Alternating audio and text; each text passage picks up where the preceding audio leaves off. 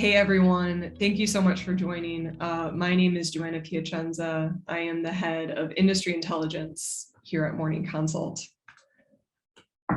And today we're going to be talking about how to glean insights from data and how valuable high frequency data is for your industries. I'm going to make a guess and say lots of you watching are overwhelmed with data already. The share of consumers who say this, the percentage of the public that want this. What separates this data from others is its high frequency, it's trend data. And you have to look to the past to be able to look to the future. And that's never been more important than amid a pandemic. So a little about my organization. Morning Consult is a global data intelligence company delivering insights on what people think in real time. We're surveying tens of thousands of people across the globe every day. I've worked with and for several companies that conduct polling, and no one matches Morning Consult in its speed or scale. We're currently tracking daily in 15 countries and have the ability to poll in over 100 more. This map just keeps getting populated for us. But onto why you're here, high frequency data and how it can help you make decisions. Let's start with our Tracking the Return to Normal project, from which all of this data in this presentation is drawn from. So I'm going to transport you back, either willingly or unwillingly, to the beginning of 2020, when coronavirus was just a sporadic mention in international news sites. We at Morning Consult began polling on concern for its spread in January 2020. And as the virus spread stateside and shut down the country, we began polling on consumer comfort levels in doing various leisure activities. We never before had to ask, how comfortable are you going to a shopping mall? Now we had to start asking that. And since then, we've gathered more than 170,000 US survey responses on everything from comfort to going to a movie theater, to attending an indoor sporting event versus an outdoor sporting event, to comfort in buying concessions. The result is just a treasure trove of data, much of it free and publicly accessible, on how comfortable consumers are with returning to normal life. We have pages dedicated to specific industries, education, the return to work, retail. Just search for Tracking the Return to Normal and we'll be the first to pop up. So I wanted to focus on the travel and hospitality industry for this presentation because of how erratic that sector could become with the Delta variant. So we've been tracking comfort in taking a vacation since April 2020. At that point, back in April, 18% of US adults said they felt safe going on vacation. It's a very small share of adults. It reached a high of 65% in early July, but has since tumbled to 56% in mid-August. Now, what's interesting about this trend line, what's interesting about this data is that you can actually line it up with key COVID dates. So you can see consumer comfort drop as a new surge of cases began on June 2020. But you don't necessarily see it drop again in October when another surge happened. And that's likely due to a few different things, all of which are important to understand to glean insights from this data. There's better education about how the virus spread, pandemic fatigue, and the politicalization of the virus. So after 6 months of living with COVID in the US, we knew more about how to control its spread. So comfort levels stayed a little bit steadier. Consumers were also feeling uncomfortable, tired of feeling anxious. They were tired of being locked up. So some of that self-reported discomfort eroded. And the politicalization of the virus meant that many Americans weren't taking the pandemic seriously, so their comfort levels really weren't going to be swayed, case surge or not.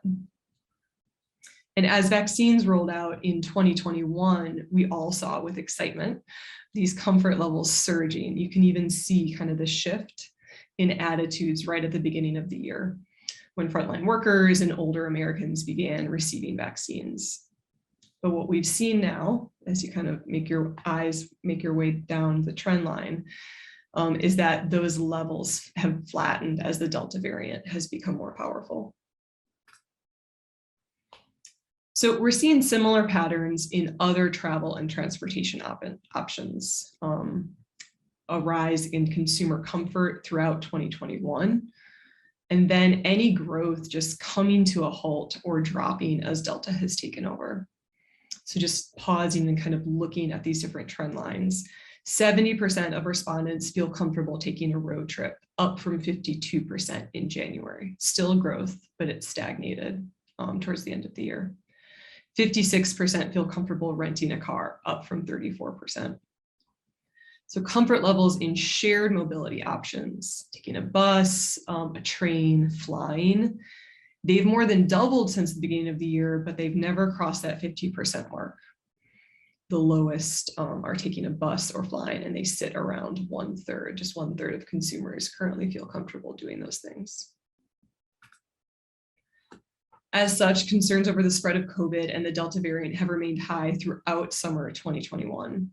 Roughly 3/4 of consumers say they're concerned with COVID and Delta, and we've seen some elevation in the level of concern. Now 52%, a little over half, say they're very concerned with the Delta variant. So what does this mean for the travel and hospitality industry and its biggest spenders, business travelers? So throughout Morning Consult's tracking, business travelers, that blue line, have always expressed higher levels of comfort in traveling compared to the average American. Chalk it up to more experience, they're used to being on the road, they're going to express higher comfort. But we're seeing those shares level out or drop as Delta consumes more of the country. We've seen it with the general public, and we're also seeing it with this specific group. This is especially true with international travel, these two charts, domestic and international. The share of business travelers who say they are comfortable traveling to another country right now is roughly the same as the share who said the same in January of this year. It's gone up and it's kind of fallen back down again. It was 38% in mid-January, and it sits at 41% now. So here we are also able to separate out leisure travelers or non-business travelers. That's the yellow line. We've seen a surge in leisure travel this summer, but it's largely been domestic. And you can see that reflected in the comfort levels in the data. But again, the shares are dropping across the board as we enter fall.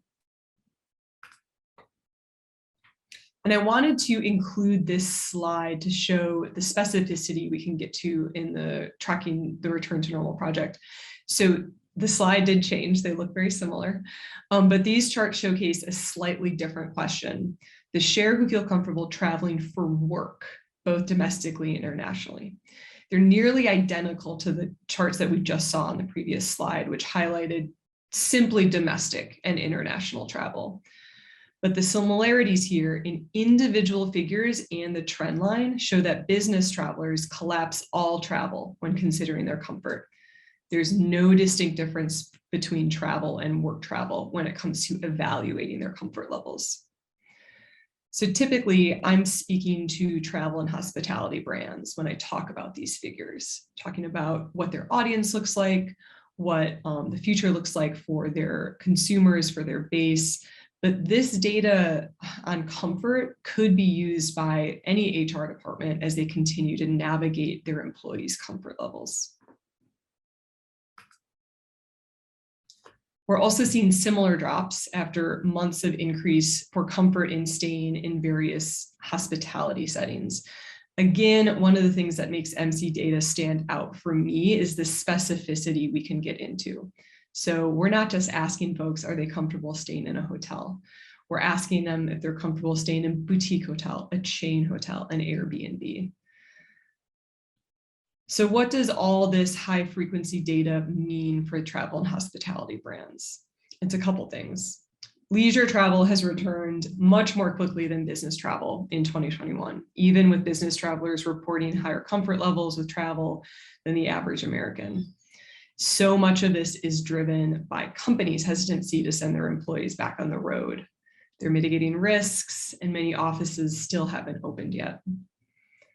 Delta is kind of throwing our projections off a bit. It's one of the reasons this trend data is so valuable. But this data suggests that a majority of consumers will feel safe traveling, consumers, not business travelers, by Q2 of 2022. With most already feeling safe road tripping or staying in chain hotels, travel and hospitality brands should be leaning into marketing more locally, similar to what the approach in summer 2020, when those comfort levels were around the same level. So I'm running out of time, and I've also run out of slides. So I'll leave it at there. This is truly the tip of the iceberg for the amount of questions that we ask in the Tracking the Return to Normal project, and the demographics available. So please feel free to reach out for additional data and insights, and don't forget to join our Q&A. We'll be answering questions on all of this and more.